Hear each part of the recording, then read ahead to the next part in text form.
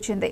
హైడ్రా చర్యలపై స్టే ఇవ్వలేమని స్పష్టం చేసింది. అయితే జీవో నెంబర్ 99 ప్రకారం నడుచుకోవాలని హైడ్రాను న్యాయస్థానం ఆదేశించింది. జవాడ ఫామ్ హౌస్ కు సంబంధించిన పత్రాలను పరిగణలోకి తీసుకోవాలని సూచించింది.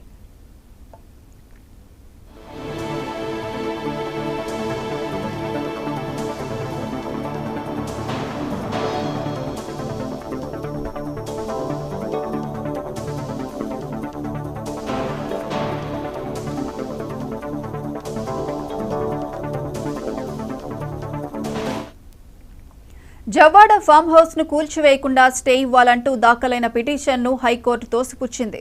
హైడ్రా చర్యలపై స్టే ఇవ్వలేమని స్పష్టం చేసింది.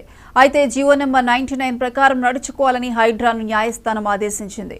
జవాడ ఫామ్ హౌస్ కు సంబంధించిన పత్రాలను పరిగణలోకి తీసుకోవాలని సూచించింది.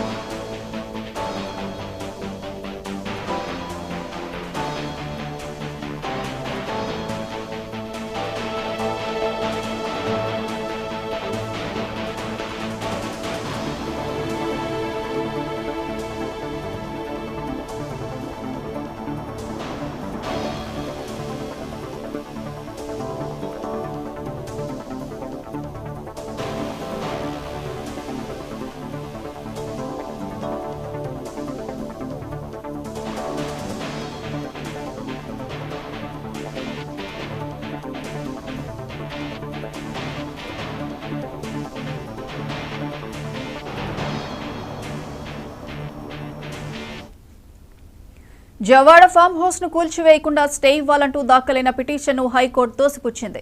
హైడ్రా చర్యలపై స్టే ఇవ్వలేమని స్పష్టం చేసింది. అయితే జీవో నెంబర్ 99 ప్రకారమే నడుచుకోవాలని హైడ్రాను న్యాయస్థానం ఆదేశించింది.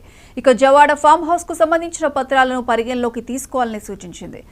ఇదే అంశానికి సంబంధించి పూర్తి అప్డేట్స్ మా regional coordinator Raj Kumar phone లైన్లో అందిస్తారు. రాజ్ కుమార్.